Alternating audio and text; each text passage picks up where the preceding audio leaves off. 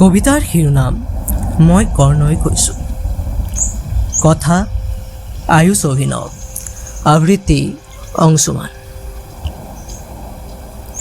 মই কৰ্ণই কৈছোঁ, মই সেই মহাবীৰ মহাৰথী কৰ্ণ, যাৰ শিৰাই শিৰাই ৰন্ধে ৰন্ধে ক্ষত্ৰিয়ৰ ৰক্ত প্ৰবাহিত স্বত্বেও প্ৰতিটো খোজতে ক্ষুদ্ৰ বুলি লাঞ্ছিত। কুমাৰী কুন্তীয়ে জন্ম দি মোক লোকলাঞ্ছনাৰ ভয়ত, নিজৰ সন্মান লাঘৱৰ ভয়ত নদীত দিছিল উটুৱাই। চি কেনে কলংকিত মাতৃ, অথচ মহাসতী।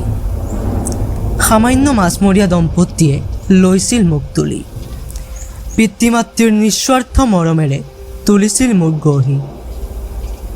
তেন্তে ক'ত সেই ৰাজকন্যা কুন্তী আৰু ক'ত সেই ক্ষুদ্ৰকন্যা ৰাধা?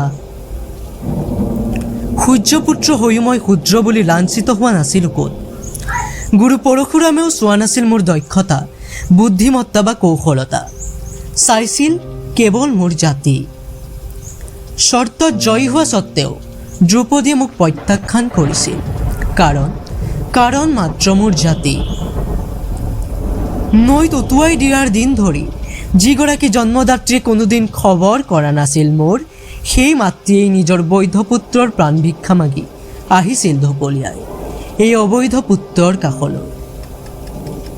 ইন্দ্ৰ, যি ইন্দ্ৰই দেৱৰাজ বুলি কৰে অহংকাৰ, সেই ইন্দ্ৰই একো শৌৰ্যভাৱে মগনীয়া ৰূপে মাগিছিল কৱচ কুণ্ডল মোৰ।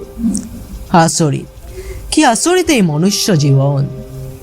কিন্তু মাতৃ কুন্তী আৰু দেৱৰাজ ইন্দ্ৰই দি গ'ল মোক অজানিতে স্বীকৃতি, দেখুৱাই গ'ল বিশ্বক কোন শ্ৰেষ্ঠ, অৰ্জুন নে মই।